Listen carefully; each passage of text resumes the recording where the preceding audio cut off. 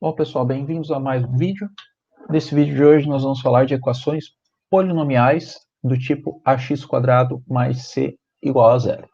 Então, passada essa parte da equação do primeiro grau, que a gente falou, equação do primeiro grau com duas incógnitas, nós entramos agora em equações do segundo grau, onde nós vamos falar de um tipo específico de equações do segundo grau, e o restante, as equações da forma mais geral, serão estudadas no nono ano.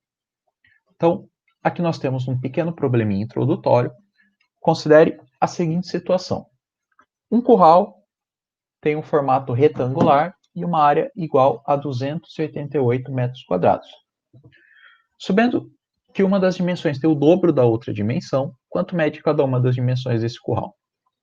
Ou seja, se uma dimensão aqui mede x, a outra mede o dobro dela, mede 2x.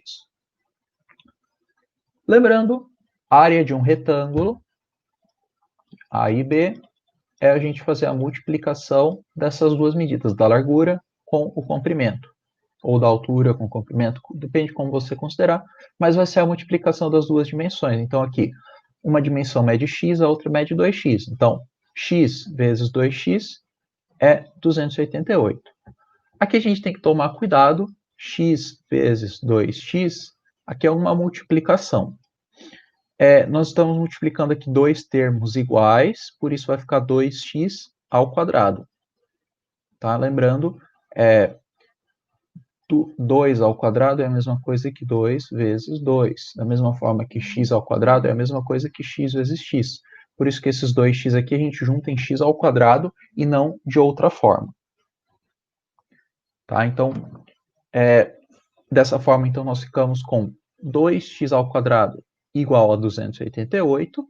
Se a gente subtrair esse 288 no primeiro membro, nós chegamos, então, numa equação do tipo ax² mais c, que é 2x² menos 288 igual a zero. Na sequência, nós vamos aprender a resolver esse tipo de equação. Tá? Então, uma equação desse tipo, onde o x ele está elevado ao quadrado, tem esse expoente 2 no x, ele é chamado de equação do segundo grau com uma incógnita. Nesse caso, só uma incógnita, uma letra. E nós só vamos estudar equações com uma letra, se forem de segundo grau. Então, sempre que uma equação tiver um x ao quadrado, que é esse caso aqui, ela vai ser chamada de equação do segundo grau. E aqui nós temos a forma geral da equação do segundo grau. Então, ax² mais bx mais c igual a zero. Ou seja, algum número vezes o x ao quadrado, mais algum número vezes o x, mais algum número sozinho, que é o c. Tá? O número da frente do x ao quadrado, ele é chamado de coeficiente a, então sempre vai ser o a. O b é o da frente do x e o c é o termo sozinho. Tá? Para que isso é importante? Nesse momento a gente não vai ficar fazendo contas com A, B e C. Isso vai ser revisto no nono ano, então eu não vou nem citar isso agora. O importante é que nós vamos lidar em equações que este termo aqui do meio, o bx, ele não aparece na equação, porque ele vai ser zero. Então, da nossa equação que nós vamos estudar, ela só vai ter o a com o x ao quadrado e o c aqui sozinho. Tá? C igual a zero. Vão ser equações desse tipo aqui. Por isso que é o título do primeiro slide, né? Lógico. No próximo ano, então, vocês vão estudar todos os tipos de equações de segundo grau. Essas equações aqui são chamadas de incompletas porque tem esse termo aqui que é zero. Só a critério de curiosidade. Então, a primeira coisa que a gente estuda numa equação do segundo grau, e nesse caso específico, na nossa equação do segundo grau incompleta, são as raízes da equação de segundo grau. Que é a mesma coisa das raízes da equação do primeiro grau que se vê anteriormente. Né? Então, para a raiz vai ser aquele número que vai satisfazer a equação, que vai tornar a equação verdadeira. Para isso, então, nesse primeiro momento nós vamos fazer a verificação e num próximo vídeo nós vamos fazer realmente o cálculo.